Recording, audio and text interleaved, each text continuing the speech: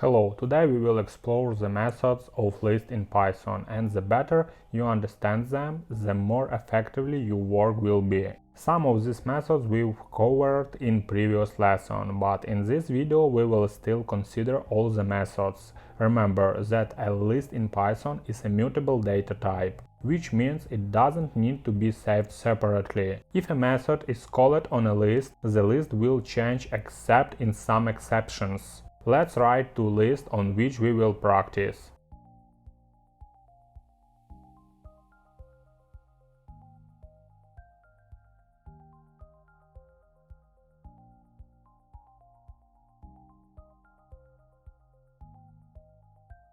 The append method is used to insert a single element into the list or to create a multiple-level list. A multi-level list is a list that contains other lists inside. To call a method, write our list, put a dot and the name of our method. Then pass the desired element inside the parentheses. This is how you add one element. Let's check our result. You can also pass another list to the list methods. It will become a separately list in your list, etc. It will not be unpacked, and you will get a nested list.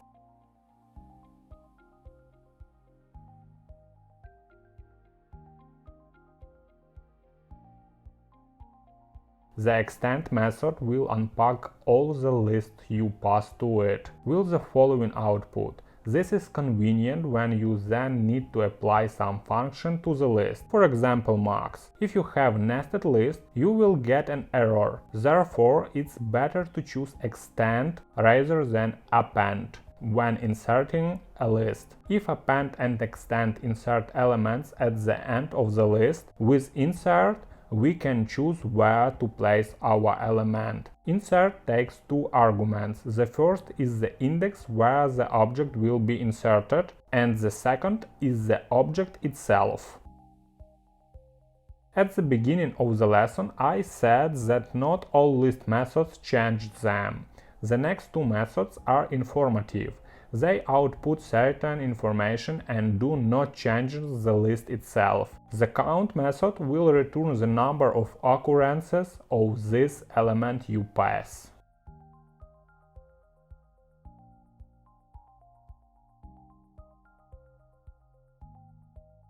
The index method will return the index of the passed element. If your list has several such elements, the first one from the left will be returned. The reverse method will reverse your list from left to right, that is, the last element will become the first, and so on.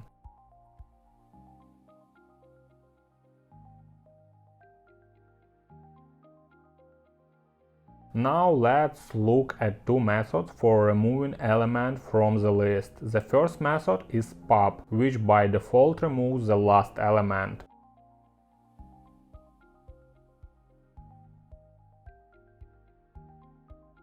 Also, you can specify a specific index that you want to remove. Let's remove the 3. It has index 2. The pop method is convenient because it stores the element we deleted. It is done like this.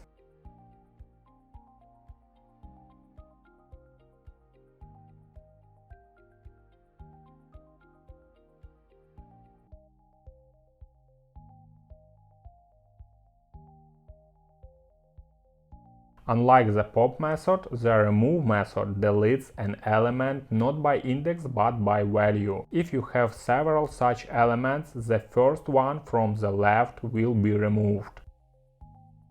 The copy method is needed so that the copied list has a different ID, and accordingly, when one of the lists is changed, the other list doesn't change. However, this only works with one-dimensional lists. If you copy a list with nested list, use the deep copy function from the copy library. The copy method is equivalent to this record.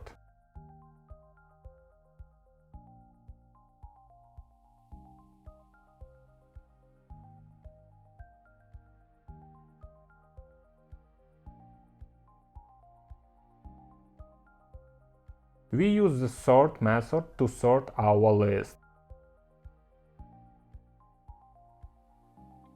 As you can see, by default it sorts our list from smallest to largest.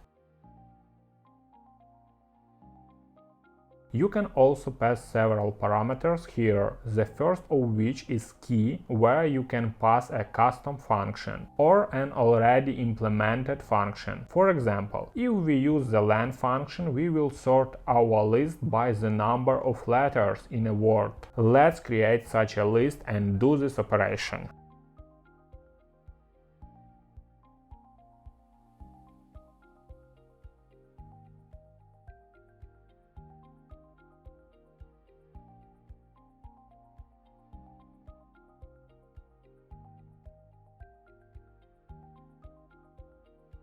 Also, we can use the reverse parameter. By default it is false, so we need to set it to true, and then we will have a list from the longest word to the shortest. The last method we will consider is used to clear the list. It's called clear. In this video we have reviewed all the methods of the list, practice with them to better understanding them. It will help you a lot in future programming. Subscribe if you haven't already, write in the comments which topics to consider next.